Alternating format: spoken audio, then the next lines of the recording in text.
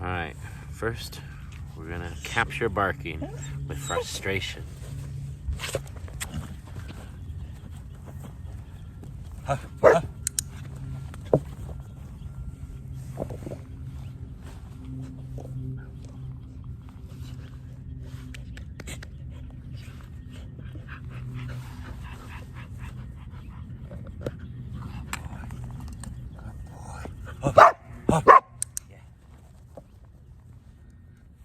Get him all amped up. I can capture that barking. He's a notorious barker.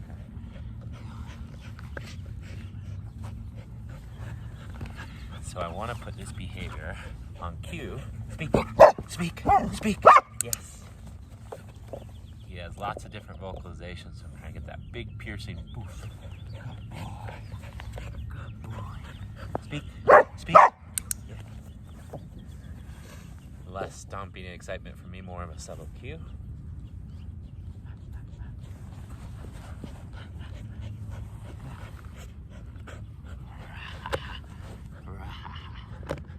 Good boy. Benji, speak. Alright. He knows speak. I've taught him this before a little bit. But what I want to do today is show you how to put that on stimulus control and then turn it off. Ready? Benji, speak. Yes. Good. Okay, we got a pattern game here, right? We play tug for a minute, he lets go, then he barks. Good. Now, I'm gonna reverse that. Good, good. Speak. Speak. Good, speak. Enough. You can do shush, enough, quiet, doesn't matter. Just want to start building this cue of bark and then quiet. Benji, speak, speak, speak. Good. Enough? Good. So now I'm clicking reinforcing quiet. Where'd it go? Where's your frisbee? Where's your frisbee? Good boy. Good boy. Good boy.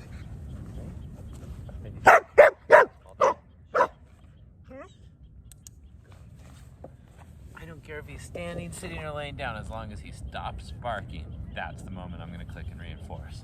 And now I'm going to stop asking for so much barking. Yeah, got distracted. And just try to get ahead of the barking.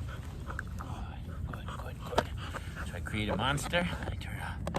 Ready? Good, quiet. Good boy. Lay down. Good. I'm just going to build a pattern, and then I'm just going to mark for quiet.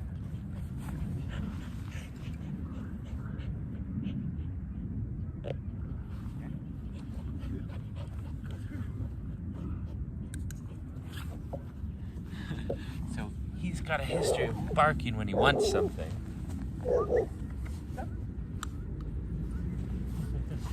Case in point. So I want to reinforce this.